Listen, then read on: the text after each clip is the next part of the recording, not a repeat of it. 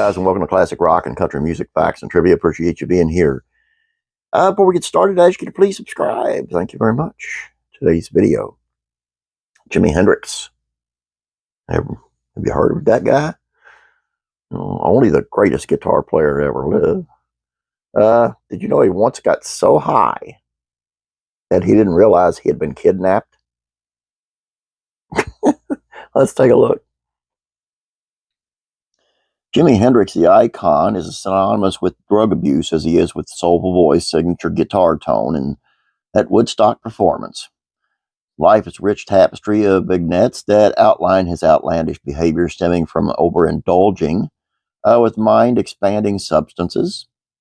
I think it's relatively safe to say that a lot of infamous Hendrix moments would not have happened sober.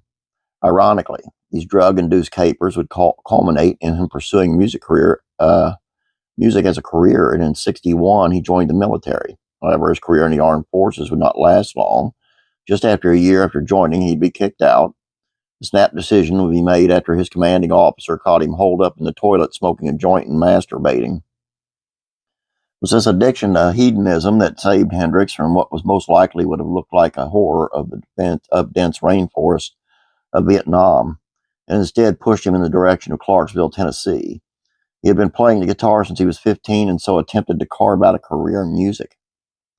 Started playing gigs on the famed Chitlin circuit, and subsequently he secured himself a place in the Isley Brothers' backing band. After this significant leg up, he played with rock and roll legend Little Richard, whom he worked with through 1965. Now, fast forward through time a little bit, and Hendrix was now with Curtis Knight and the Squires, as well as his own band, Jimmy James and the Blue Flames. Was playing with the latter at Cafe Y in Greenwich Village when he would first cross paths with Chaz Chandler, the former bassist of the Animals. Soon after, Chandler convinced Hendrix to accompany him to London in late 1966 and eventually to become Hendrix's manager. Now, within months, Hendrix had earned 3 UK top 10 hits with the newly established trio, the Jimi Hendrix Experience. These were Hey Joe, Purple Haze, and The Wind Cries Mary. After the fateful move to London, as the star reaching dizzying heights, Hendrix would carry to experiment with and abuse narcotics, would lead him into a no end of sticky situations, and unfortunately his tragic death from barbiturate overdose at the age of 27 in 1970. One of these situations, however, also led to Hendrix being kidnapped and held to ransom without the legendary Axeman even being aware of it. In his memoir, John Roberts claims that he once saved Hendrix from kidnapping attempt in New York in the 60s. Now, this is interesting, as Roberts is a former mafia member and a convicted cocaine trafficker, allegedly, who helped to spearhead the Medellin drug cartel's rise in the 80s. But that's a different story. Co-author of Roberts' memoir, Evan Wright, was divulged that at first he didn't believe Roberts' outlandish claim. However, the further he dug, he discovered that not only was the tale true, it is also one that has baffled Hendrix biographers for decades, owing much to the murky provenance of source. Roberts is steadfast in disclaiming that Jimmy and I were never great friends, although he does relay stories of him and the guitar great traveling in social circles in close proximity while both were living in New York. It was in New York that Roberts owned a club called Salvation, which became the starting point of this wacky tale.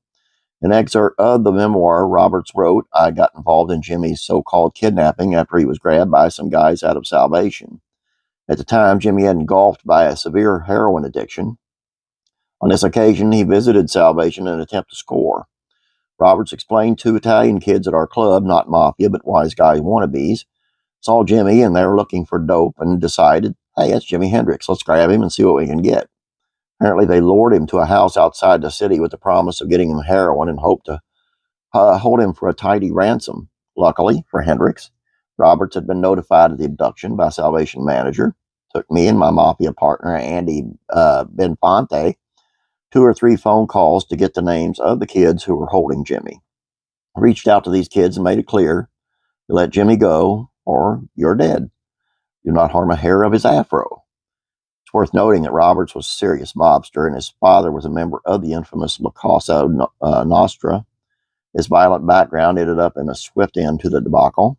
They let Jimmy go, Roberts concluded. The whole thing lasted maybe 2 days. Jimmy was so stoned he probably didn't even know he was ever kidnapped. Andy and I waited for a week or so and went after these kids. We gave them a beating they would never forget.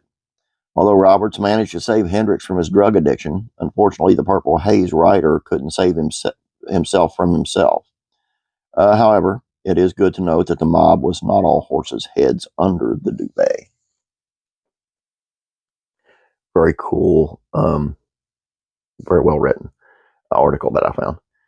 It just blows my mind. How can you be kidnapped and not know? I mean, I'm an addict. I'm a recovering addict, and I don't think that bad.